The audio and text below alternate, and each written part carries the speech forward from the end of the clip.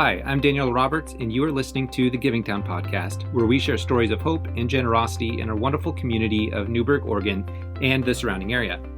This podcast is sponsored by my real estate team, the Joyful Roberts Group, and we are licensed real estate brokers with Premier Property Group, LLC. We're passionate about serving our clients well and educating people about the many aspects of real estate. So if that's something you're interested in, you can check out our YouTube channel, which is linked in the description below. In today's episode, I'm interviewing Newberg City Manager Will Worthey. Will originally came to Newberg to be the library director, but through a series of events found himself as the city manager. We'll be talking about Will's early career, how he ended up in Newberg, his accomplishments as the library director, and of course, how he ended up becoming the city manager and what that journey has been like. I have the deepest respect for Will, and after listening to this episode, I think you will too. Well, hey everyone, I'm here with Will Worthey, the Newberg City Manager. Will, thank you so much for taking the time to come and do this episode with me. You're very welcome, mate. Glad to be here. You know, it's funny, well, maybe not funny, maybe that's not the right word, but there are a lot of interesting circumstances, a lot of interesting scenarios that played out for you to be here. Obviously, now you're the city manager, but that's not really the reason that you originally came to Newberg. Your hope was always to be a librarian. And I don't know, I think some people know that, people who, before the pandemic, it was short. I mean, what time did you come to Newberg? I'm trying to remember. So actually, I was in librarianship for my whole career, starting from being a teenager.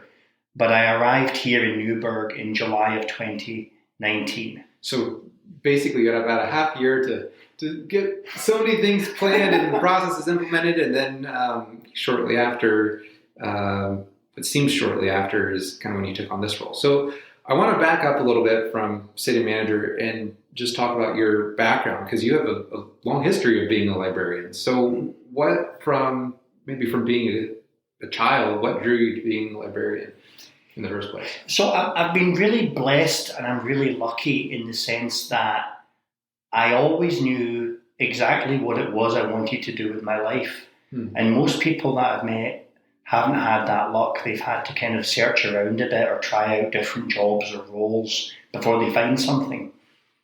But when I was a kid, starting from 14 or 15 years of age, I was absolutely certain that I wanted to spend my whole life being a public librarian. And then when I dug into it a little bit deeper, I knew I wanted to be a children's librarian. And so that kind of came to me pretty clearly just from feeling that when I went to the library myself as a kid, and it was by myself because there was not really anyone taking me to the library. Yeah.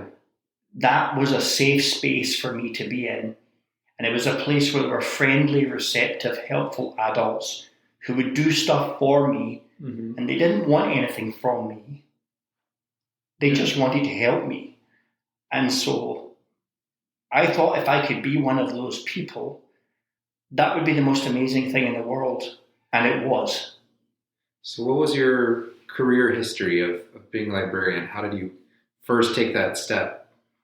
So the very first thing I did in terms of anything at all was volunteering in the library. So I was a volunteer teenage shelver. And then I got a paid shelving position, and that was at Dumbarton Public Library in Scotland, which some people might not know, but Carnegie built libraries on both sides of the pond. So he also built libraries in Scotland.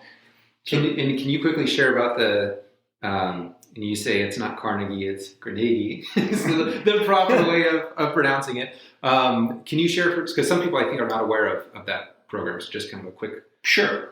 So what was that? So there was an industrialist, and he was involved partly in railways and iron and steel and heavy industry, and he made a tremendous fortune during the late 19th century, the Gilded Age as it's called sometimes.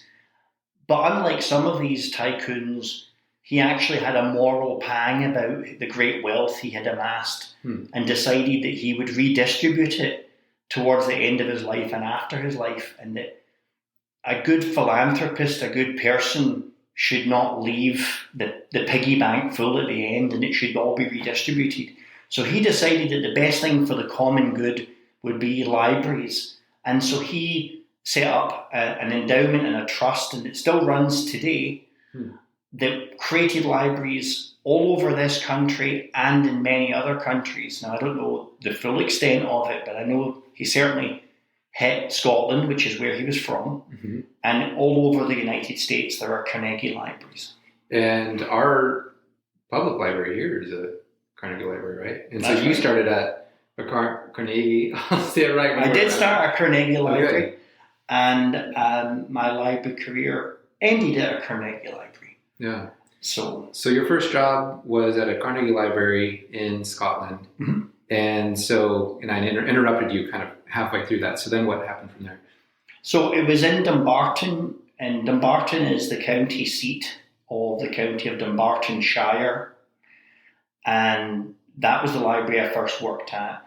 And I worked there, first of all, as a teenager, unpaid, and then paid as a shelver. And I really liked that. And I kept doing shelving shifts as I went through high school. And I had a few other jobs as well, but those were really just for money. Those weren't ones that I loved. Like I worked in hardware stores as well. But I was drawn to doing that as a career.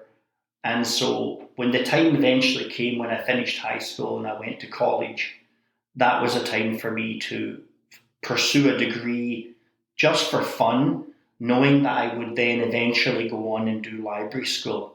So I went to Strathclyde University, got a degree in medieval history because I liked that. Yeah. And then after that, went on and studied library science at Strathclyde.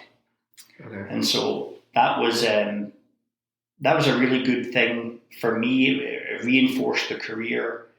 And at the same time, while I was doing that, I was also a reservist in the British Army.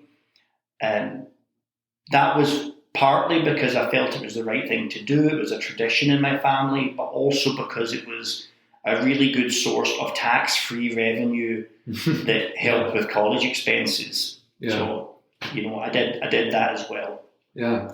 So then, kind of moving on, you went from going to school to then being a librarian, right? That's right. Okay. So I had worked for the Dumbartonshire system for quite a long time, but after college was finished, both parts, I was looking for a librarian position, one where you'd have to have the degree, and I was very lucky to get a job at Lanark Grammar School. And Lanark Grammar School is in a different county in Scotland, but it's not so far away from Dumbarton. It's in Lanarkshire. Okay. And Lanark is the county seat of Lanarkshire. And Lanark Grammar School is a high school. So I became, in my late 20s, a middle school, formally accredited librarian, and worked there for 3 years as the media centre librarian. Okay. And that was my first exposure to children's services, although I already had a sort of hankering to do that. Yeah. And so then I wanted to pursue that afterwards. Now, after working there for several years, the next thing that happened in my life's journey was I was actually supposed to get engaged to somebody in Scotland, and our two families kind of didn't really like that idea very much, and a lot of influence was brought against us to have that not happen. And I won't dwell upon it too much, but there's a lot of sectarianism in my part of Scotland, and at least back in those days, the Protestant Catholics thing was still quite a strong issue. So that was really why that didn't work out. So I decided, somewhat extravagantly, so kind of crazy, that I would move to America. Wow. And I thought about moving to Australia. And there's no good rhyme or reason for this. This is one of these things that people just do sometimes in life, right?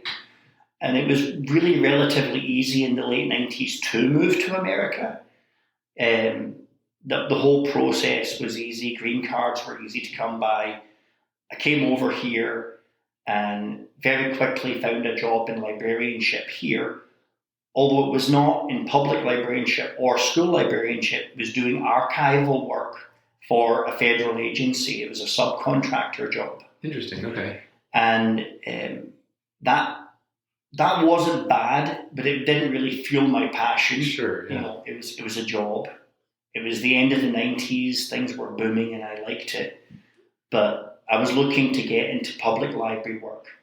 So after doing that for a few years, I was at a job fair where I saw a job opening. This was a job fair in Wilmington, North Carolina. And I saw that there was a job opening at a public library not that far away, and it was in Oak Ridge, Tennessee. And Oak Ridge, Tennessee, which was on a federal reservation because of the science stuff that goes on there, had a really robust public library and good public library program, and it was also connected to the Knoxville system. Okay. So I interviewed for that more based upon the work that I had done with my high school librarianship, and less on the government stuff. But it still worked out. And so I got the job there, and I was there for 10 years doing children's librarianship as Mr. Will, which because in that part of the South, they always call you Mr. and then your first name, not your surname. Interesting, okay. So I became Mr. Will. It was a full service youth service department, similar to the one we have here. I had a few staff. We had a great children's room. We did story time 3 times a week. And I really, really loved it. Now, of course, during this journey, I had got married and had kids, and the kids were little at this time. And so being little, they were also the perfect guinea pigs to be my story time buddies. Gotcha. Because I could try out everything on them, anything that I was doing was available to practice on them. Right. And I really, really enjoyed that. And it was super fulfilling part of my life. And I still look back upon that as one of the really happiest parts of my life. Mm-hmm.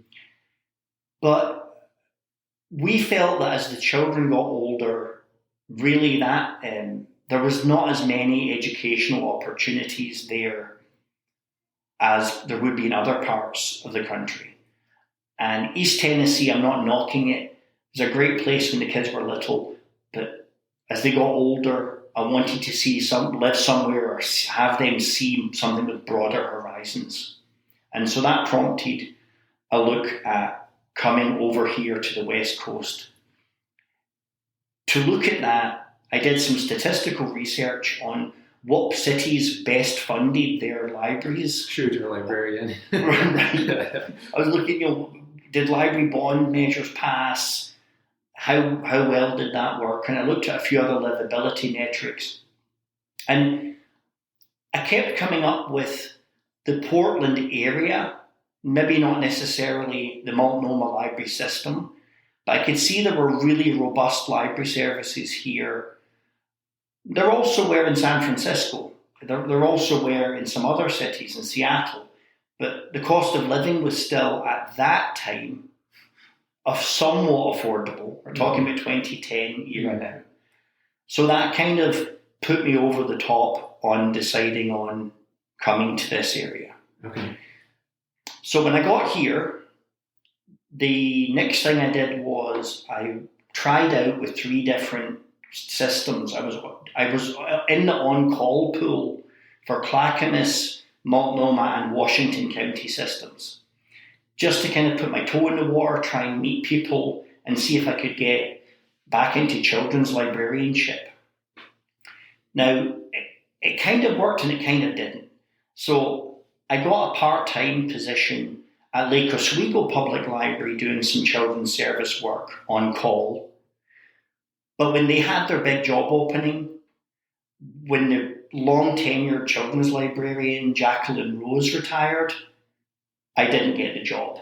I came second. So, oh well. And then I did get a job at Tualatin Public Library, but it was working as a circulation supervisor, not in children's services. Okay. So that was a good experience, yeah. But it wasn't really my main thing. Yeah.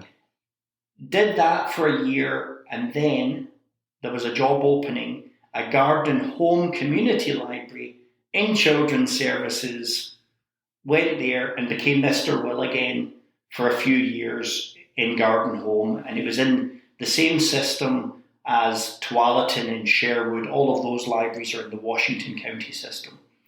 And I thoroughly loved the Washington County library system. I think it was amazing. Of course, it's easy to be amazing when you're very highly resourced, right? Right. So they had lots of money for services, and they did really good work with those services.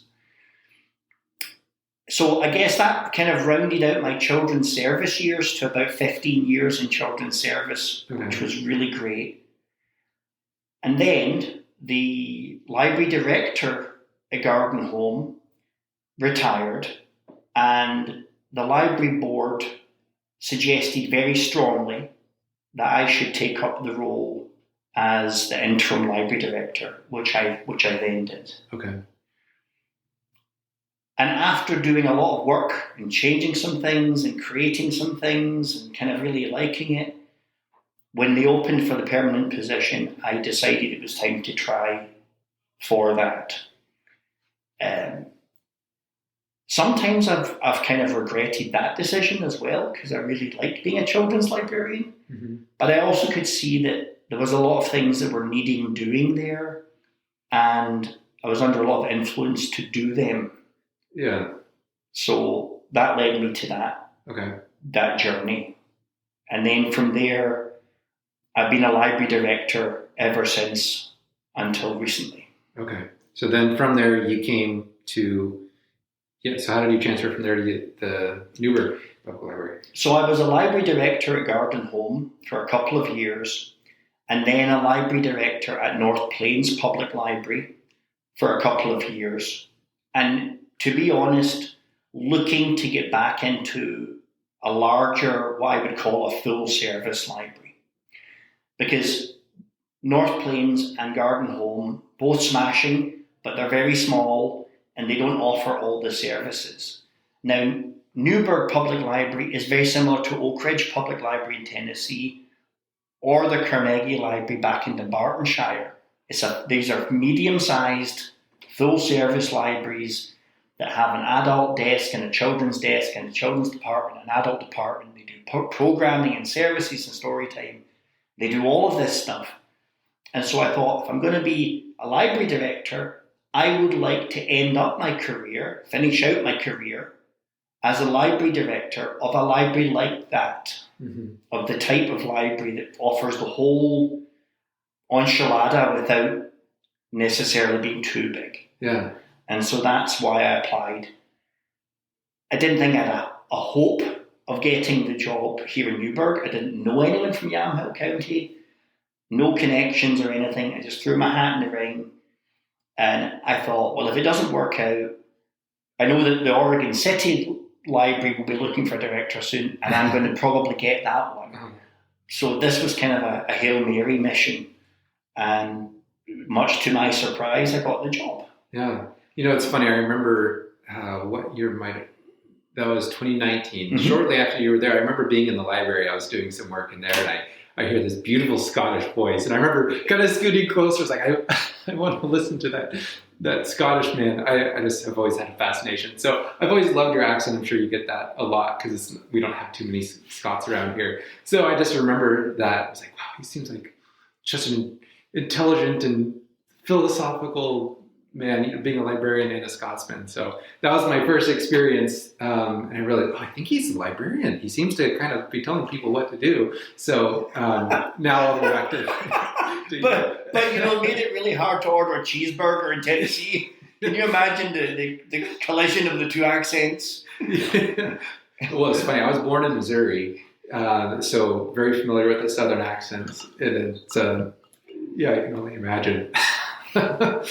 But anyway, so what are some of the things that from the time you got to the library, I've heard some of the things and the processes you put into place, but what would you say you're most proud of accomplishing while you were the librarian at Newberg? Beyond a shadow of a doubt, I am most proud of closing the library card desert as it was known, and I mean known at the state level. There was an area all around Newberg where nobody could get a library card without having to pay for it. Kind of defeats the purpose of the library card in many people's minds. Yeah. Right. So we'd have people coming in off the street who were from just a mile outside of the edge of the municipality, the edge of the boundary. Or on the other house. Right. I think for a while we were like, this sign is right there. Right. So can you imagine the frustration? Very easily. Members of the public would come in and we'd be like, so sorry, but because of this unusual arrangement that has historically happened here, we are unable to give you a card unless you pay for it. Mm-hmm. But the kids got a card. Right, the kids can get a card. And that was an earlier bargain that had been struck, really at the behest partly of the state library. They were insistent that no matter what, the kids one would still have to happen. But, not pointing fingers, but it was a lot of negotiating between Shemekada Community College, its boundary, the state, the way that this particular piece of real estate was not part of PCC.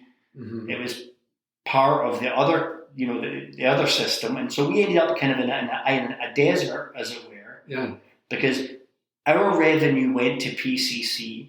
It didn't go to Shemekada. Shemekada was the fiscal agent for the library system for 3 counties. So the city of Newberg paid in to allow us to have a library here, but that only extended to the edge of the municipality. Interesting. And that's why we ended up with this corona of unservedness around us. Uh-huh. And so fixing that was absolutely smashing. And I think that's... So how did you do that? I just negotiated. Like I got into some chat with the state librarian, and I connected the state librarian with the brand new executive director of the library service, and he was more willing to move on these points than the previous incumbent, a lot more reasonable man actually. Sorry if you're hearing this, John. But the new guy, Mr. Hunter, was willing to negotiate. The state librarian got involved. One of the other state librarians, Buzzy, got involved, Buzzy Nelson, who's a luminary in libraries statewide.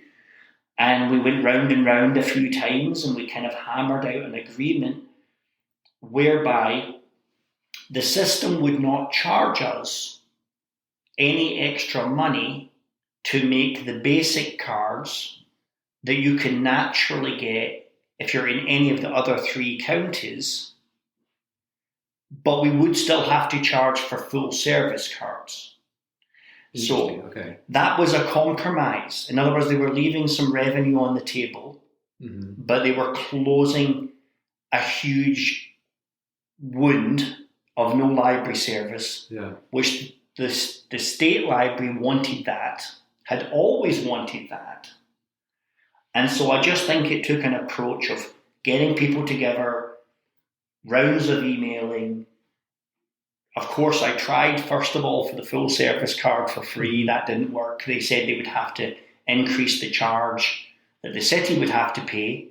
And that wouldn't be fair to the city, because then city taxpayers would be covering people who were not in the city. Right. And so we eventually settled on, would it be reasonable if we went with the basic card, and they agreed. Then I had to get it through council, which I did. Then it had to go through the CCRLS council, and they had to vote to approve it, which they did. So we were able to overcome these obstacles. And I think it was just thinking outside of the box. Yeah. Like, how can we do this somehow? Yeah. So what is the difference between a full service card and the basic level?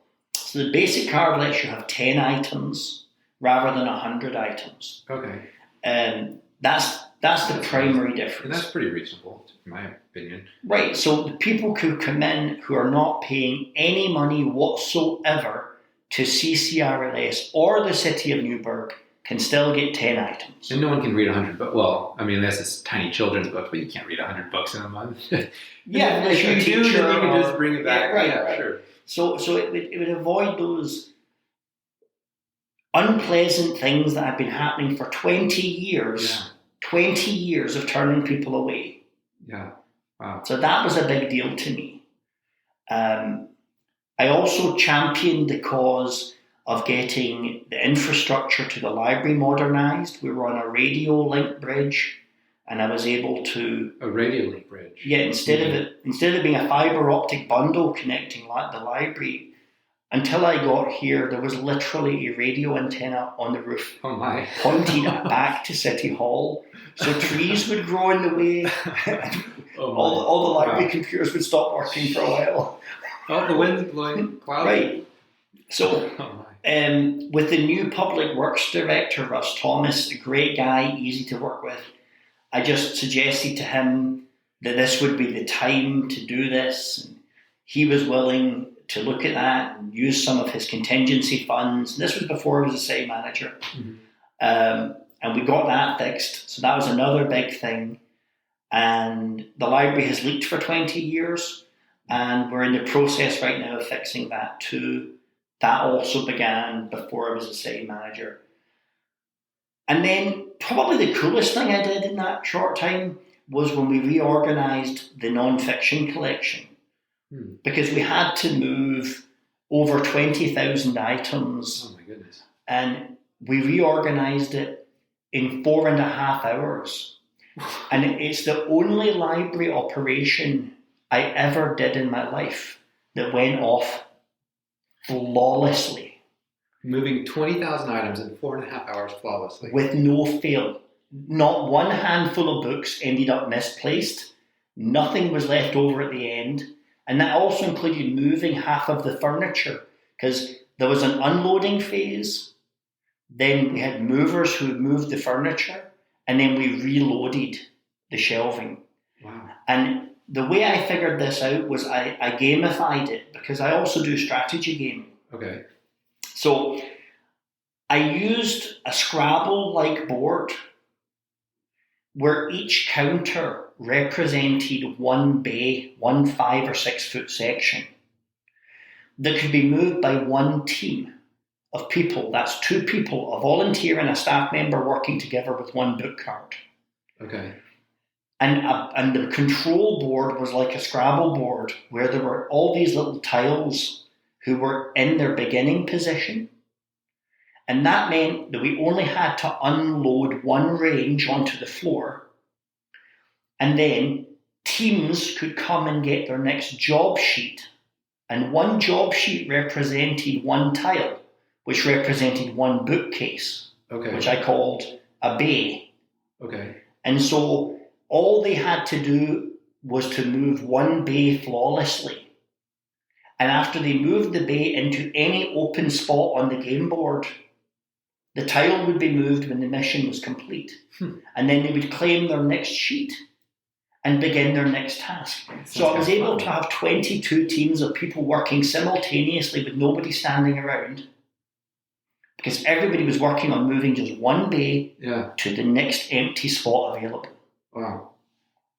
And I've still got the game board if anybody wants to see that. That's interesting. I'd like a picture of that to see.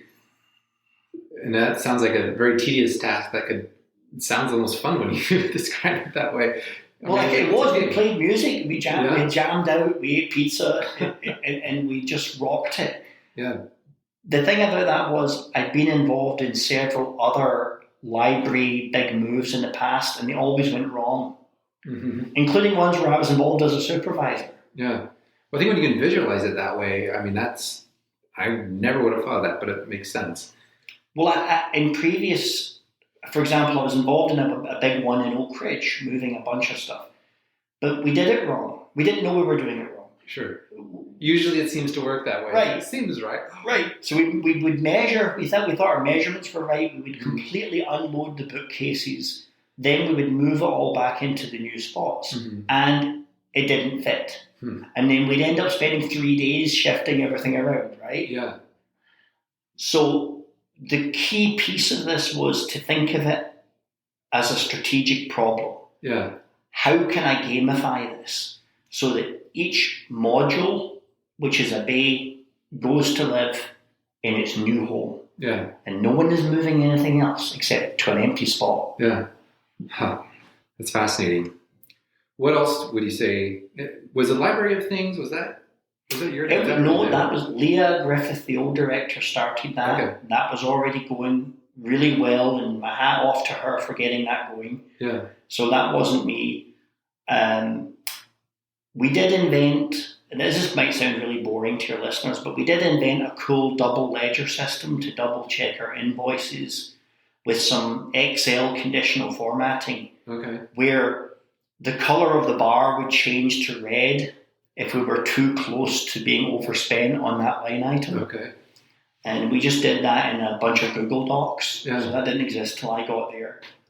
Apart from that, it was all kind of boring administrative things I did. But So how long were you librarian before everything started happening with the city manager position? So, as you know, we have had a lot of instability in that position.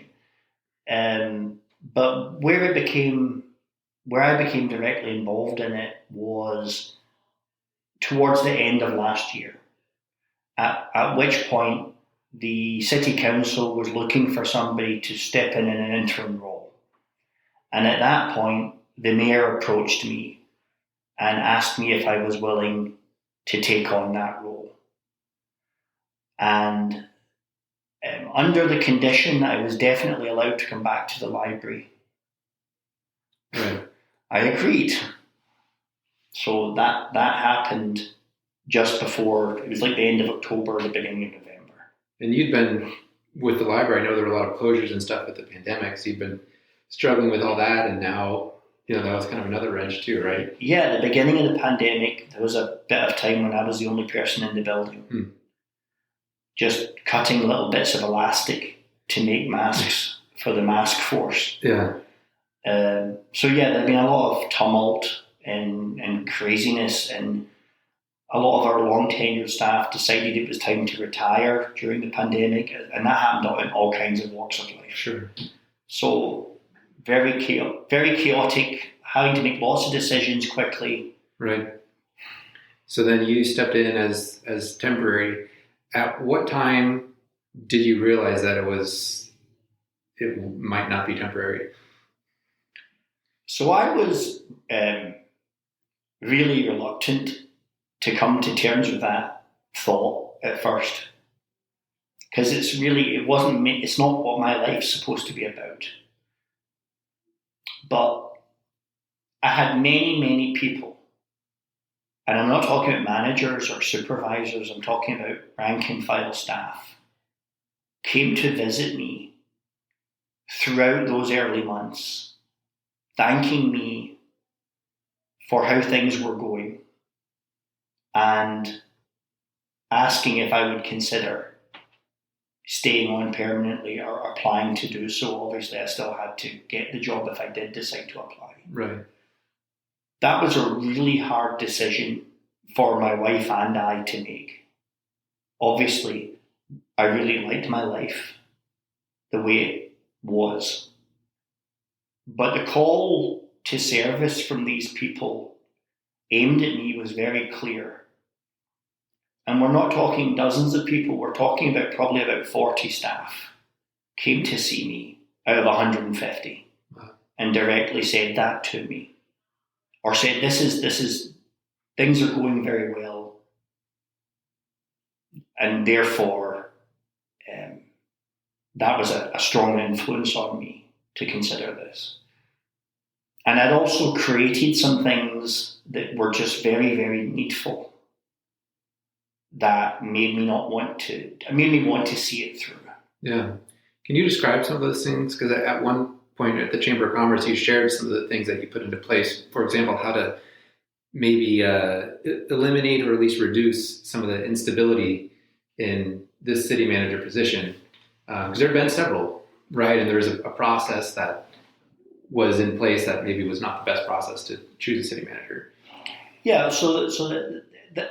are some merits to the traditional recruiting method that's used. I mean, many cities use a traditional method. They'll have a recruiter and they'll bring in a panel, and the panel will be interviewed, or perhaps there'll be a town hall event.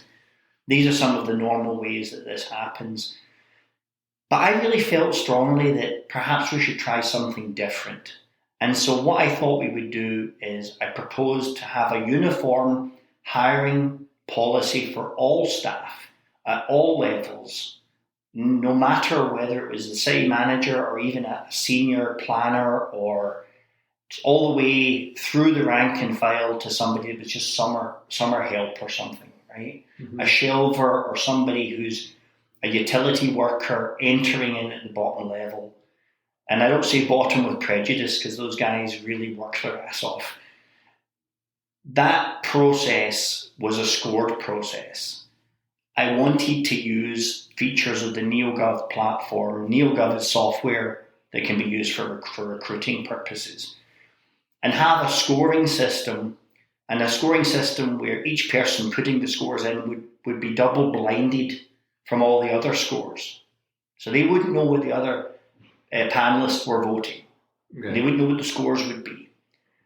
And the scoring would have to be over the 70th percentile for the candidate to move forward to the next stage. Okay. And the finalist in every case will be the person who scored the highest and who also scored higher than 70%. Okay. So that would make the system crystal fair, crystal clear. Right. And so I implemented that. And I advocated to the council that they should use the same methodology for the city manager recruitment. And that was entirely up to them because council decides that position. Yeah. They decide the judge, they decide the city manager. There's only a few positions like that, but it's entirely up to them. And so they accepted this recommendation when the time came to hire the city manager to use that system. Okay. And that's what happened. Right. So in the case of that position, there were some additional checks and balances added. The city attorney was involved in verifying the scores. Sure. In the impossible case, Alison in HR would do anything wrong, which she never would. She's a person of the highest ethical value. That would add an extra layer of surety to that. And you added some other checks and balances. For example, if there was a position where someone brought a complaint, you changed who the complaint would go to ensure that it was listened to, correct? Correct. So the normal process in most city governments is that if there's a complaint, it would go to the HR department. If a staff member was believed to be doing something inappropriate or incorrect. And that works very well for most situations. But where it can be difficult is if it's the department head or somebody very senior.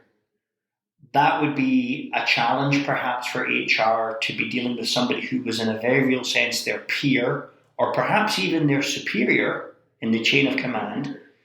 So to get around that problem, I added the Strive Committee. And the Strive Committee has the function of taking complaints that would be aimed at people who were department heads or higher. Mm-hmm. And they would take those complaints and their duty is to forward them on directly to the mayor and to the head of HR at the same time. Okay. So it's a dual reporting mechanism. And also that was set up with a charter that the Strive Committee could not be disbanded by the city manager without the Strive Committee reporting to the mayor that the city manager is disbanding it. Interesting. Okay. So it's not something that can be removed if I should, retire one day. Mm-hmm. Or if you said, hey, I want to start doing some things that are unethical, you can't just remove your... Yeah. And the people who staff that committee are the number 2 people. And this is critical. They're not the department heads. They're the number 2 person in each section. So it's a police captain, not the police chief. Right. It's the head of the building division, not the planning director. And it's that way for all those positions. So that means they're close enough to hear the rumours and they're high enough up to have the experience and the leadership skill to make the report. It's interesting hearing you talk about this. When I first heard you talk, I was just kind of blown away by the level of, you mentioned earlier, just with gamifying, moving all these books and having a Scrabble type board and just your ability to think outside the box. And I think there's just so much wisdom there, whether you call it a gift or just over time, a talent that is kind of accrued. But really, the strategic gaming side of you fits very well into a city manager position because you're able to take really complex problems that most people just say, well, this is the way it is. And you've been able to find some pretty innovative solutions, which I just think is fascinating. And I'm sure there's a lot of other things that you've done as well. So one of the things I was curious about, and many people have asked me about this as I've heard about this interview as well, the city, they're doing all this building and they're sitting on all this tax funds and, what are they doing with all the money that they get? So, I think there's some level of not fully understanding how a city runs, the expenses involved. For example, the SDC charges, which are the system development charges that go into building that are much higher than many people would prefer. But there's kind of some, catch-22 with it. Every action, there's a certain response or reaction or a consequence to that can make something that to the public might seem like, well, they should just do this, but it's usually not that easy. So what are some things like that you've kind of had to work through and think through? Right. Well, one of the things is that for many years, it was believed in the city that we had a structural deficit. And this was one of the things that was talked about in budget meetings for many cycles. But when we came to analyse the budget when I arrived, and I'm very much gifted by having an amazing finance officer in the person of Katie Strode, who is literally brilliant. And she really dug deeply into our budget, and she had arrived just half a year before me in this role. I mean, she's only been with the city now for, I believe, 8 or 9 months.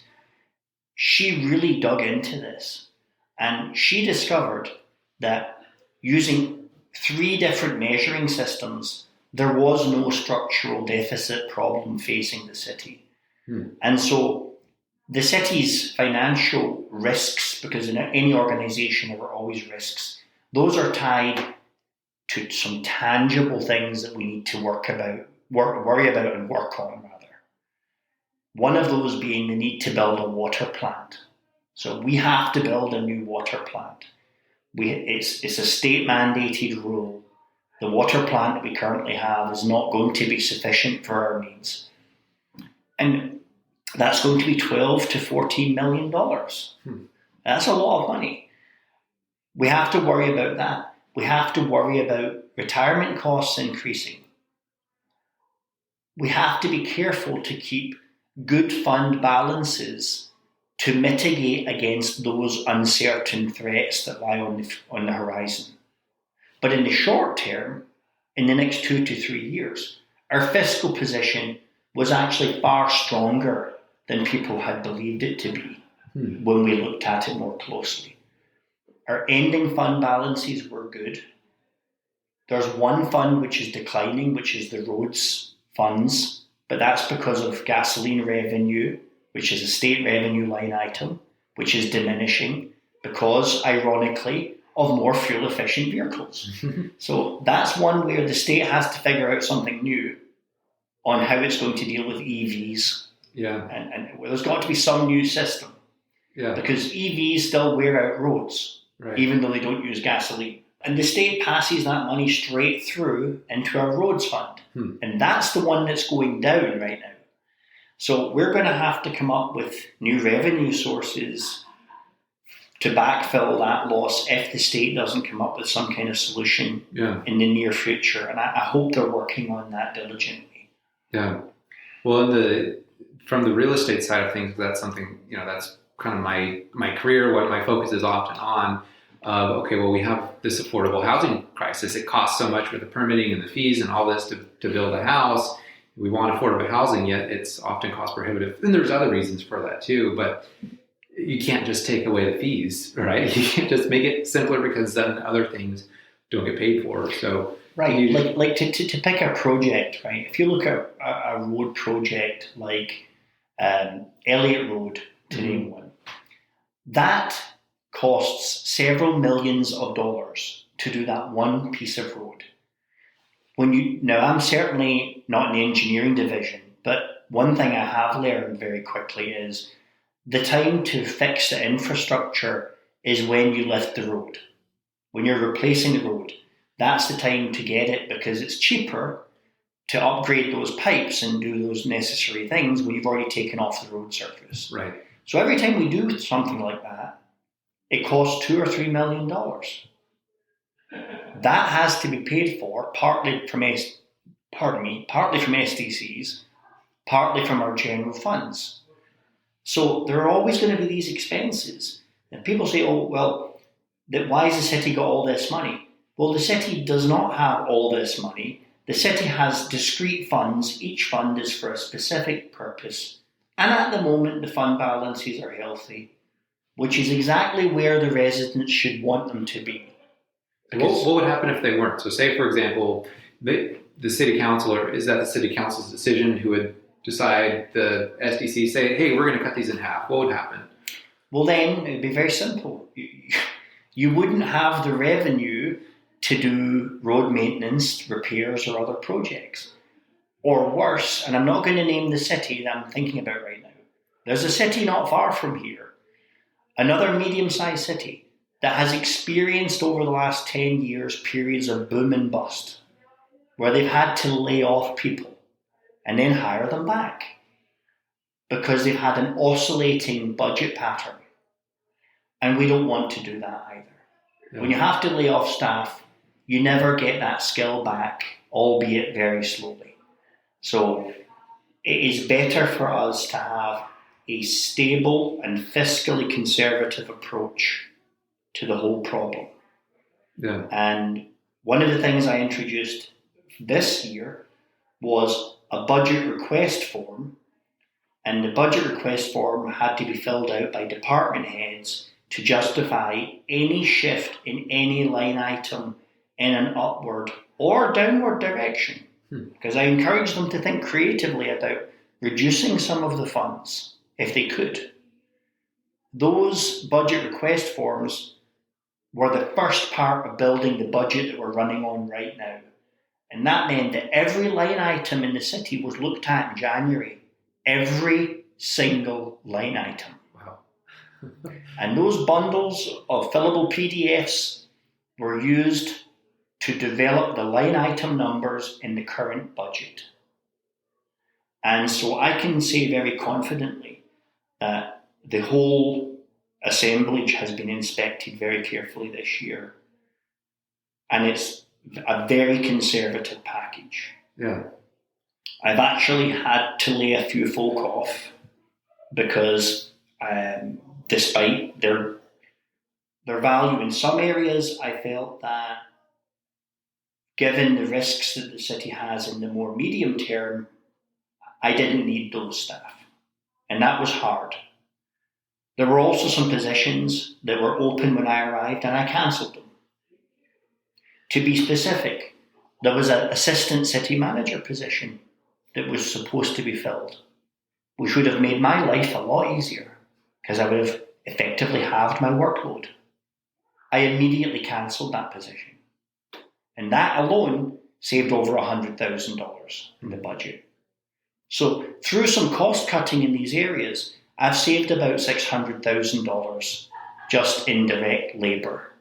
And one of the things I appreciate, and I don't know how many people who just see, oh, there's a new city manager, whatever, but you lead from the front. You're not afraid to do the dirty work. You're not afraid. I mean, just like with that example, you took on more work for yourself, and I think you did a good job leading by example. And I think that having your position lead the way you do, I think really is infectious. And that's probably why the rest of the staff wanted you to stay on, because they saw that. And I imagine it's very inspiring for everyone else. So I appreciate that. And I know we're kind of short on time here, but this was an important story in my mind, I think, for our town to hear about, to know some of the story behind where you are now. What is your connection still to the library? I know there's still probably a very strong, heartfelt connection. It's always going to have a special place in your heart. Are you able to have any involvement with the library still? Well, sometimes, actually, there's kind of two parts to this. The first is I'm trying very hard not to mow the grass of Corey Burkle, who is the current acting library director, and who I'm not a micromanager. If I get too involved in library matters, I'm taking away from her chance to do brilliant things, which she is doing.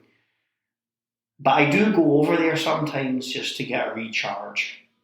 So there's times when I'll go in there and just go in the back room for a minute and have a little emotional recharge or something. Yeah. Because it is a happy place, and it's a really good thing, and it's a culturally important thing. You can't have a successful city that doesn't have a successful library. That's just my opinion. Yeah. As it should be. It's something that I love reading business books, I love reading self-improvement books, but it can be cost prohibitive at times to buy each one. So I would look and I wouldn't find them and said, oh, well, you can actually request books. So I began doing that and have saved a lot of money. I can't write in the margins and everything like I used to, but I think having a library is something that we take for granted, the ability to have knowledge for free. In a way that the internet really just can't provide, in my opinion. Everyone thought you probably were surrounded by this, people saying, oh, with the internet, people won't read books anymore, but I don't think books are going anywhere. There's the Kindle, I don't care if it's a Kindle, I don't care if it's a blog, there's nothing really replaces a paper book in your hand. Well, I hope you spend more time at the library and are able to do that, because I think for this, it really is a sacrifice that you made. I think you rose to the call. I was reminded by there's a Batman quote of you're not the hero we deserve, but the hero we need right now. And I think that was kind of true. That for whatever reason, I don't think I'm anybody's hero. 40 people from the city that thought you were, and more so because you got the job. And but I think just that willingness to say, okay, I'm willing to lay down what I'm really passionate about to do what is really for the greater good. You were, for better or worse, in your mind, the best person for the job, and you filled that, and you rose to the occasion. And I don't view that lightly. I know a lot of people don't, and I think it's just important to recognize and honor the sacrifice that you made, that your heart's calling of what you finally felt was where you could be to be in a place that's not your passion, but that you are making many lives better. And I think you really made our town a better place to be. Well, I'm going to do my best. I don't like the job, but I'm going to keep doing it. That's it. Well, thank you. Well, thank you, Will, for sharing your story. And I hope one day you're able to come back and really enjoy being Mr. Will again. Maybe if you get that assistant city manager role, you can come back to library whether it's a volunteer or assistant library director, whatever it might be.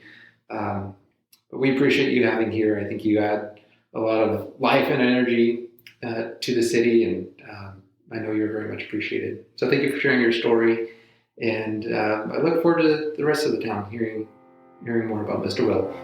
Thanks, mate. Thank you for listening to this episode, and I hope you enjoyed hearing Will's story. We really are fortunate to have someone like Will as our city manager, and I think it's important to know really what he gave up to be here. Well, I think we have a bright future ahead of us, and if you enjoyed this episode and want to hear more stories like this one, you can subscribe to this podcast using your favorite podcast app. Well, thanks for tuning in, and I'll catch you in the next episode.